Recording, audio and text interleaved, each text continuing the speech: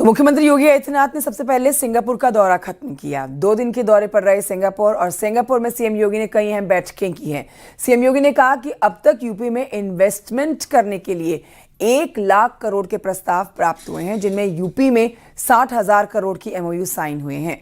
Singapore की कंपनियों से समझौता यूपी में इंफ्रास्ट्रक्चर को मजबूत करने के लिए किए गए हैं। यूपी के इकोसिस्टम के विकास के लिए रणनीतिक साझेदारी बनाने की तरफ ये कदम उठाए गए हैं। देखिए रिपोर्ट।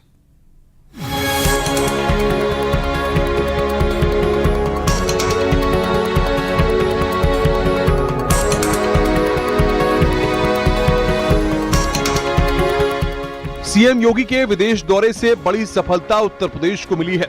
सिंगापुर में सीएम योगी ने कई कंपनी के सीईओ के साथ बैठक की, जिसमें उत्तर प्रदेश में 20,000 करोड़ के निवेश प्रस्ताव पर सहमति बनी थी। या जो प्रस्ताव हमें प्राप्त हुए हैं 1 लाख करोड़ रुपए तक के, और जिसमें 60,000 करोड़ तक के एमओयू यहां पे संपन्न हुए हैं, ये सभी यूपी को $1 ट्रिलियन की इकोनॉमी बनाने की दिशा में मील के पत्थर साबित होंगे। सीएम योगी के विदेश दौरे में कई प्रमुख संस्थाओं और कंपनियों से समझौते हुए हैं। जीएसएस ग्रुप डेटा सेंटर के लिए उत्तर प्रदेश में 8,000 करोड़ का निवेश होगा। 3 एमओयू यूनिवर्सल सक्सेस ग्रुप की ओर से साइन किए गए हैं। एवीपीएन लिमिटेड नवीनीकरणीय ऊर्जा एग्री पीवी क्षेत्र में 2,727 करोड़ रुपए लगाएगी। पीआईडीजी नवीकरणीय ऊर्जा, ग्रीन हाइड्रोजन और कृषि सह सोलर में 2,500 करोड़ रुपए निवेश करेगी। यूनिवर्सल सक्सेस समूह group housing logistic park data centre में 6,650 करोड़ रुपए निवेश करेगी। AISATS के साथ एमओयू साइन हुए कंपनी 4,458 करोड़ रुपए निवेश करेगी। AISATS कंपनी नोएडा एयरपोर्ट के लिए 2 प्रमुख परियोजनाएं स्थापित करेगी। बहुत शीघ्र आने वाला नोएडा इंटरनेशनल एयरपोर्ट के साथ कार्गो की फैसिलिटी डेवलप करने और MRO विकसित करने के लिए जो कार्य होना है, सिंगापुर को उसमें दक्षता प्राप्त है। सिंगापुर की कंपनियों से समझौते उत्तर प्रदेश में इंफ्रास्ट्रक्चर को मजबूत करने के लिए किए गए हैं। जहां पूंजी निवेश और इंफ्रास्ट्रक्चर में खास सहयोग की बात आगे बढ़ेगी, टेक्नोलॉजी ट्रांसफर मजबूत होगा। यूपी के इकोसिस्टम के विकास के लिए रणनीतिक साझेदारी बनाने की तरफ ये कदम उठाए गए हैं।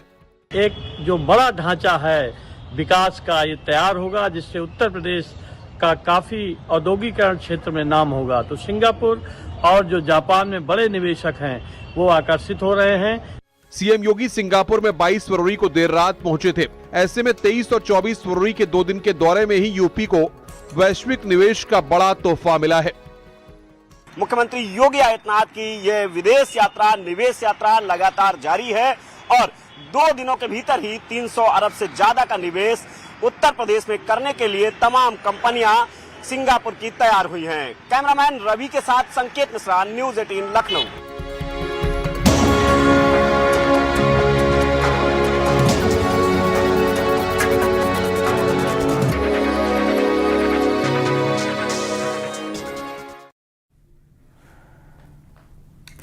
तो सिंगापुर में सीएम योगी ने नोएडा एयरपोर्ट के लिए बड़ा ऐलान किया और सिंगापुर से सीएम योगी ने कहा कि नोएडा एयरपोर्ट के पास सिंगापुर सिटी बनेगी। जो एनसीआर में आना चाहता है सिंगापुर सिटी में निवेश कर सकता है। सिंगापुर सिटी के लिए लैंड की व्यवस्था की गई है। नोएडा अंतर्राष्ट्रीय एयरपोर्ट के पास 100 एकड़ में एक international theme based township Singapore city इसको नाम दिया गया है। इसी के नाम से इसे विकसित किया जाएगा। एक सबब होगा अपने आप में एक पूरा शहर।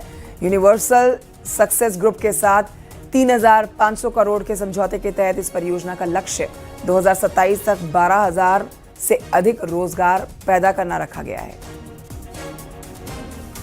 प्रदेश के अंदर हम लोग जेवर एयरपोर्ट के पास एक सिंगापुर सिटी के लिए भी एक डेडिकेटेड प्लान को हम लोगों ने वहां पर प्रस्तुत किया है कि जो भी इन्वेस्टर आएगा सिंगापुर, अगर वह एनसीआर में आना चाहता तो सिंगापुर सिटी की एक संभावना उनके सामने रहेगी कि वह यहां पर इन्वेस्टमेंट को अपना आगे बढ़ा सकता है। और इसके लिए यमुना एक्सप्रेस वे, जिसके द्वारा नोएडा इंटरनेशनल एयरपोर्ट के कार्यक्रम को आगे बढ़ाया गया है, वहीं पर हम लोग अपने सिंगापुर सिटी के लिए भी लैंड की व्यवस्था वहां पर हम लोगों ने प्रस्तुत की है।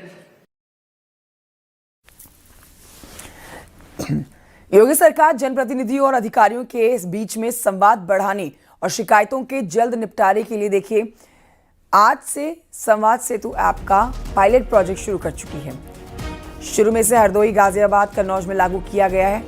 अब जान लीजिए इसके तहत, इस पायलट प्रोजेक्ट के तहत यदि अधिकारी 10 मिनट में कॉल का जवाब नहीं देते हैं तो कमांड सेंटर से अलर्ट जारी किया जाएगा और यदि अधिकारी समस्या को गंभीरता से नहीं लेते हैं तो अधिकारी के खिलाफ कार्रवाई की जाएगी।